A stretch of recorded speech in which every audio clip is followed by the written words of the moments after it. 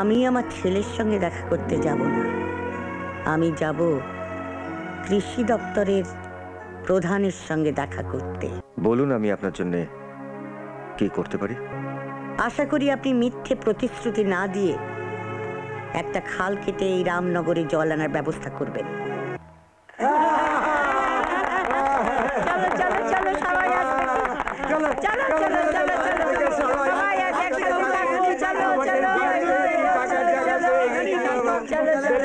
ইরানি, ইরানি, আরে দেখো দেখো খবরের কাগজে কি সব লিখেছে। উফ, এত চেঁচামেচি করছো কেন? বাপ রে বাপ! আরে তোমার জামাই সম্পর্কে খবরের কাগজে কি দারুণ লিখেছে। কি লিখেছে? একটু চলে যাও, পড়ুন তো জামাইবাবু, আমিও শুনি। হ্যাঁ, লিখেছে বন্ধা জমিতে সোনার ফসল উৎপন্ন করে সবাইকে অবাক করে দিয়েছে রামনগরের অর্জুন ব্যানার্জি। তাই নাকি? সরকার থেকে শ্রী অর্জুন ব্যানার্জিকে ১৩২টা গ্রামের কৃষি দপ্তরের দায়িত্ব দেওয়া হয়েছে। বাহ! শুধু তাই নয়, এই রামনগরে একটা বৃদ্ধাশ্রম তৈরি করেছে অর্জুন। বাহ বাহ বাহ বাহ! সত্যি এখন মনে হচ্ছে নন্দা মানুষ চিনতে ভুল করেনি। তুমি কি বলো ইরানি?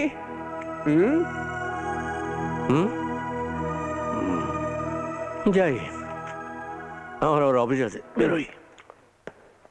আমিও যাই, গোছ গাছ বাকি আছে। আমাকে আবার রাতে ফ্লাইটে বিদেশে চলে যেতে হবে। ও মা, তুই আজকেই যাবি নাকি? তোকে তো কালকেই বললাম। তো দিদি, ইন্ডিয়াতে ঘুরতে এসে একটা ভালো কাজ করে গেলাম। কি কাজ? নন্দাকে অর্জুনের হাতে দিয়ে গেলাম, এটাই আমার শান্তি। তবে আমি বলি কি দিদি, জেদ নিয়ে থাকিস না। অর্জুন খুব ভালো ছেলে রে। হ্যাঁ, তুই ওকে জামাই হিসেবে মেনে নে, ওরে এতে তোর ভালো হবে রে, আমি বলছি। এই দেখো, দেখে দেখো। আচ্ছা চলি।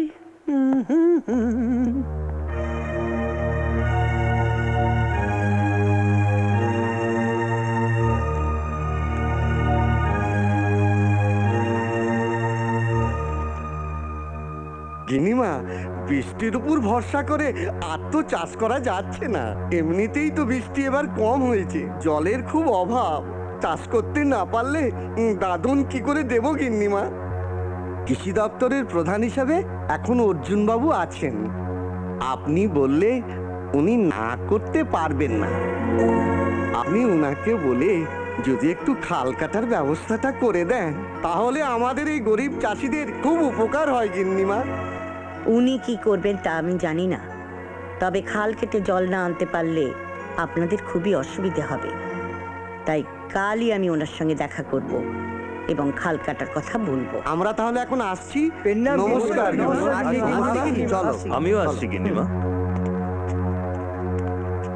সে কি দিদি, তুমি তোমার ছেলের সঙ্গে দেখা করতে ওখানে যাবে? যেও না দিদি। ধনঞ্জয়,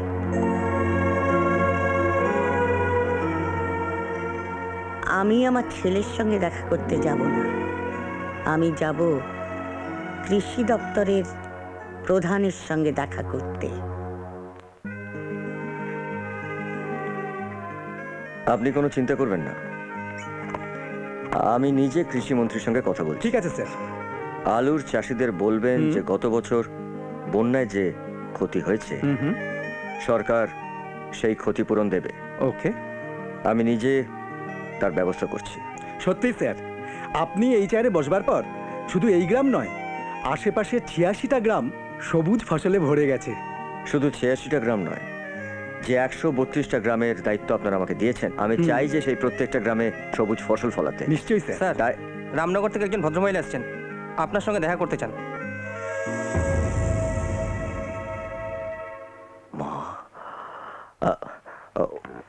ওনাকে তাড়াতাড়ি ভেতরে পাঠিয়ে দাও। সরি স্যার, আপনার সঙ্গে আমি আরেকদিন বসবো। ওকে স্যার, কিছু মনে করবেন আমি না। তাহলে আজ আসি স্যার। Thank you sir.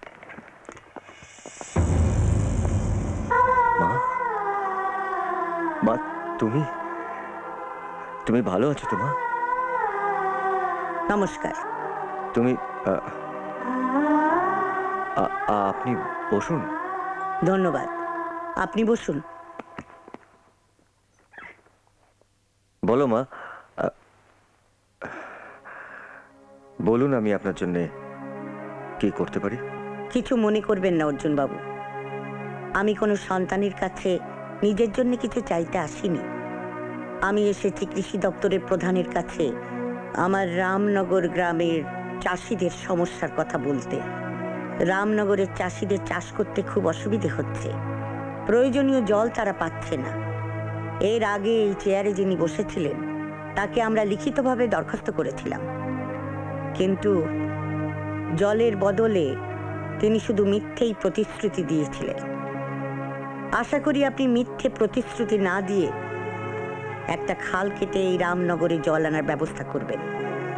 আর সেই জন্যই তো আপনার কাছে আসা, কারণ ওই খাল কাটার অনুমতিটা একমাত্র আপনিই দিতে পারেন। আপনি খাল কেটে জল আনলে চাষিরা বাঁচবে, আর জল না আনলে চাষিদের চোখ দিয়ে যে জল পড়বে তাতে শুধু ওদের সংসার নয়, মনে রাখবেন আপনার এই দপ্তরটাও কিন্তু ডুবে যেতে পারে। আপনি কোনো চিন্তা করবেন না, যত তাড়াতাড়ি সম্ভব আমি খাল কেটে জল আনার ব্যবস্থা করব। আসলে কি জানেন, ওই রামনগরে আমার মা থাকে। আপনি যেরকম ওই গ্রামের চাষিদের চোখের জল সহ্য করতে পারেন না, আমিও তেমনি আমার মায়ের চোখের জল সহ্য করতে পারি না।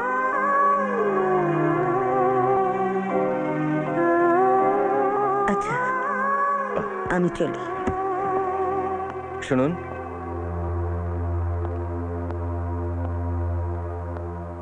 নিজের শরীরের দিকে খেয়াল রাখবেন।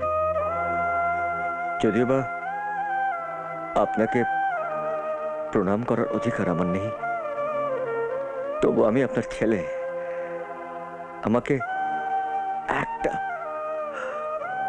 একটা প্রণাম করার থেকে বঞ্চিত করবেন না।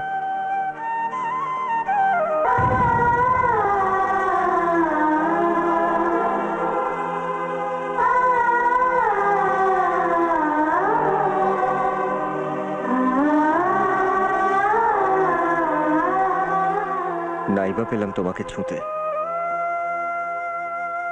কিন্তু তোমার এই পায়ের ধুলো সেটা তো মাথায় ঠেকাতে পারলাম। তোমার এই পায়ের ধুলোই আমার আশীর্বাদ মা, আমার আশীর্বাদ। এরকম আরো অনেক সিনেমা দেখতে হলে ডাউনলোড করুন ক্লিক অ্যাপ।